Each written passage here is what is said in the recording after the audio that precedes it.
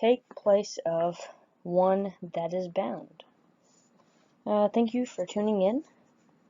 Father, I just pray that the message today be anointed. I pray that the hearers of the message, they receive the information and go forth and bud forth good fruit, Father. I just pray that it falls on good ground, good foundation, solid foundation, that would grow and continue to learn and move forward in the things that you would have us to learn, Father. I just pray for your guidance. I pray for your mercy. I pray for my will to decrease and your will to increase. And I just pray for guidance and help in this message. In your precious Son's name we pray. So we're going to go over James 1.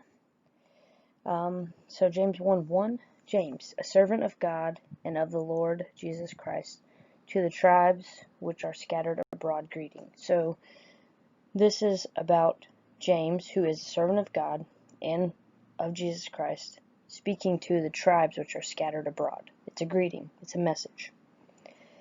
So all the names in the Bible have meaning. So let's take a deeper look into what some of them are. So James means supplanter, which if you look up what supplanter means, it means to take place of. So the 12 tribes of dispersion at Babel, that's who this is, he's talking to, is the 12 tribes of dispersion. Dispersion means act of scattering. Babel, or Babylonian, they were exiled, separated. These are the names of the 12 tribes. Asher, which means blessed or happy. Naphtali, my wrestlings, crafty, twist, or contort. Zebulun, instance of exaltation, glorious dwelling place. Issachar, man or human male individual who is weak yet social. Manasseh, forgetting or evaporating. Dan is judge. Ephraim, twofold increase, doubly fruitful, exhausted or ashes. Gad is fortune. Benjamin, son of the right hand, son of the south. Judah is praised, or let him be praised. Simeon is obedient or listening, and Reuben means behold a son.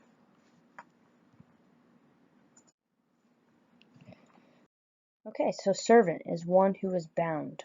The 12 tribes. Tribe is a series of generations. Generations, if you look it up in Webster's 1828 dictionary, it means the people of the same period or living at the same time. So generation now means all of the people born and living about the same time, regarded collectively. So people, according to 1828 dictionary, the vulgar, the mass of illiterate persons. So think of that. Babylonian is tumultuous or disorderly. So the generations were separated at the building of Babylon because they became Babylonians or disorderly. So they became disorderly, so were scattered abroad. So who's God speaking to? So he uses the names of these people because they mean something. So James means to supplant or to take place of, speaking to the tribes, or he is a servant. He is one who is bound. So he's a servant. So speaking to the blessed or happy, the crafty, those who are urgent to raise high, a weak or social human, those who are forgetful, those who judge, those who are very productive, those of fortune, the son of the right hand, or Jesus, as seen in Matthew 26:64 and Mark 14:62, the praised, and those who are obedient. Fix attention upon the Son. So he's speaking to everyone, if that makes any sense. If you read it, that's the 12 tribes right there, all written out, their meanings, and it's all put together in one place. So fix your attention upon the Son. That's the last thing. Fix your attention upon the Son. So even if you are obedient, you should still be doing this. James 1:2. My brethren, count it all joy when ye fall into diverse temptations. So consider it a great joy when you experience trials, because knowing this, that the trying of your faith worketh patience. So you know that these tests of your faith You know this tests your faith, which produces endurance. So consider it a great joy to experience trials, because you know that it tests your faith, which produces endurance. But let patience have her perfect work, that ye may be perfect and entire. So let endurance be so full, so you mature and lack nothing, no thing. If any of you lack wisdom, let him ask God, that giveth to upbraideth not, and it shall be given him. Wisdom. What is wisdom? Wisdom is knowledge or truth applied. So if you seek the knowledge or the truth, you ask and you shall receive, and then you apply the truth, that ends up becoming wisdom. So ask God for wisdom, for he gives generously to those who ask. 1:6. But let him ask in faith, not wavering. For he that wavereth is like a wave of the sea, driven with the wind and tossed. So you must ask in faith, having no doubts, because the doubter is like a raging sea, easily tossed by the wind. The Bible likes to use a lot of analogies to help people to see what is actually going on. And the problem, a lot of it, is that we read the Bible like a history book. It should not be read like a history book. It should be read as the only living book on this earth, which is very true. And so basically it's read to us, the way that we've been taught our whole life is that it's a past tense type of situation. But as I was saying before, when I read out everything who he is speaking to, it's basically, this book is to be read for anyone who can pick up the Bible and understand, meaning understand on the inside. Understand it. It's meant for anyone that can decipher it. And if you ask, you will be able to. So, James 1:7, for let not that man think that he shall receive anything of the Lord. So he shall not receive anything from the Father. So ask in faith, having no doubt, because the doubter is like a raging sea, easily tossed by the wind. He shall not receive anything from the Father. So if you have no faith and you ask in doubt, you will receive nothing. So a double-minded man is unstable in all his ways. The term double-minded comes from the Greek word dyspusios, meaning a person with two minds or souls. A double-minded person is restless and confused in his thoughts, his actions, and his behavior. Such a person is always in conflict with himself. One torn by such inner conflict can never lean with confidence on God and his gracious promises. Correspondingly, the term unstable is analogous to a drunken man unstable to walk a straight line, swaying one way, then another. He has no defined direction, and as a result doesn't get anywhere. So that would go along with be sober, be vigilant, because your enemy roareth like a lion, seeking to whom he can devour. So if you're drunk, you're double-minded, you're unable to walk a straight line, you sway to and fro, then you're never going to be able to find this information. You're never going to be able to understand what the message truly is. So, let's go again. Ask in faith, having no doubt, because the doubter is like a raging sea, easily tossed by the wind. He shall not receive anything from the Father. A double-minded man is unstable in his ways. So, it's a person that has two minds or two souls. So you can't have two. There's only one. You can only have one. And that one is in the Father, in Jesus Christ. That one. You can't have both. You can't have this world and the spiritual world. You can't have both. You have to have one. So, 9, let the brother of low degree rejoice that he is exalted. So low degree means humble. Rejoice is triumph and victory. Exalted is elevated or higher concept, a higher mind. So let the brother of humbleness rejoice or triumph in victory, because he is exalted, he is elevated, he is in a higher concept, he has a higher mindset. Just like the song Creed, higher. Can you take me higher to a place where blind men see? Can you take me higher to a place with golden streets? So in that song, he's literally asking to go to a higher concept, a higher mindset, a higher place, because blind men can see in that in that realm. And that's what we want to be, because if we're blind, we could literally have physical sight and still be blind in our spirit. That's what that song is about. It's about opening your spiritual eyes, going to where blind men see. Because even if you're physically blind in this world, literally, you could still see spiritually. But if you can physically see in this world and you're spiritually blind, that's not somewhere I want to be. James 1:10, but the rich, or of this world, in that he is made low, because as the flower of the grass he shall pass away. So let the rich be humbled, as the flower he will pass away. So, if you're rich in this world, you will be humbled. You will be brought back down. Because just as a flower of the grass, you too will pass away. For the sun is no sooner risen with a burning heat, but it withereth the grass, and the flower thereof falleth, and the grace of the fashion of it perisheth. So also shall the rich man fade away in his ways. Beauty and riches wither away and die, because he chooses his own will over God's will. So, the rich will be humbled. They will die, because beauty and riches wither away and perish. If you choose your will over God's will, this will happen to you. James 1:12, blessed is the man that endureth temptation, for when he is tried, he shall receive the crown of life, which the Lord hath promised to them that love him. So endure trials, because when stood to the test, you shall receive the crown of everlasting life that God promised to those that love him.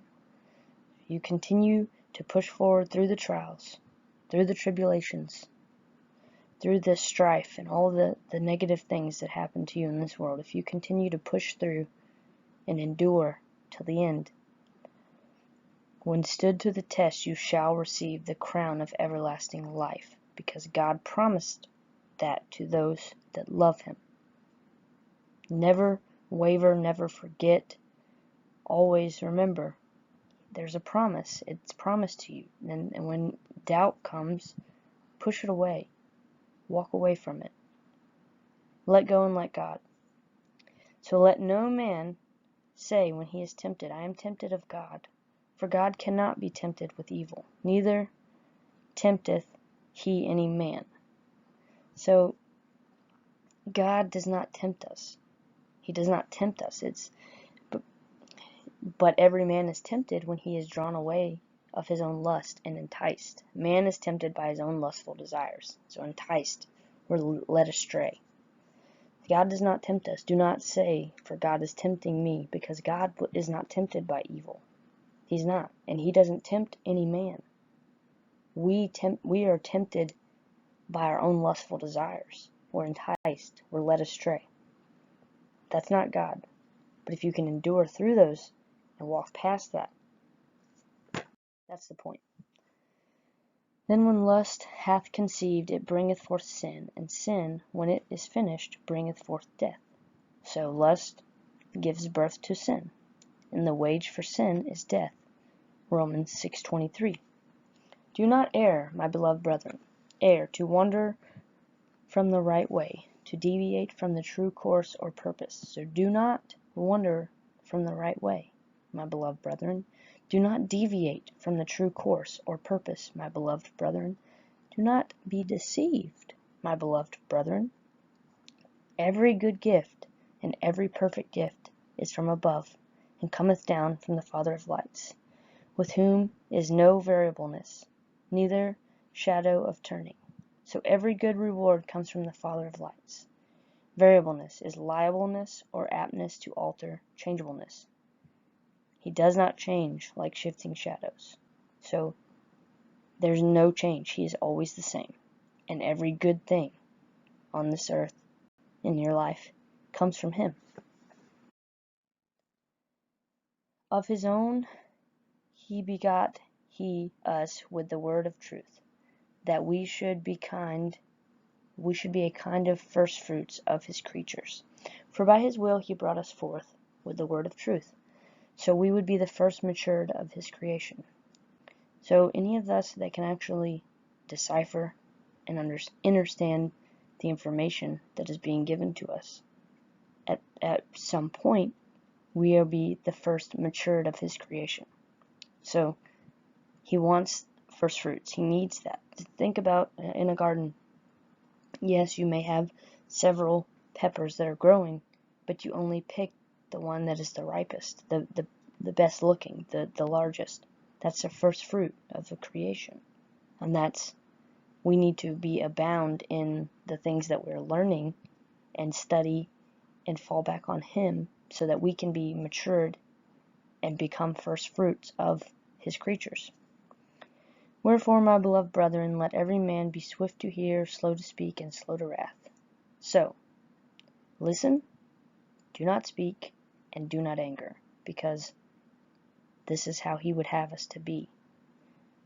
My beloved brethren, let every man be swift to hear, so quick to hear, slow to speak, slow to wrath, slow to anger. For wrath of a man worketh not the righteousness of God. So anger does not accomplish God's righteousness. So we have physical anger here on earth, but it doesn't do anything. It doesn't do any good.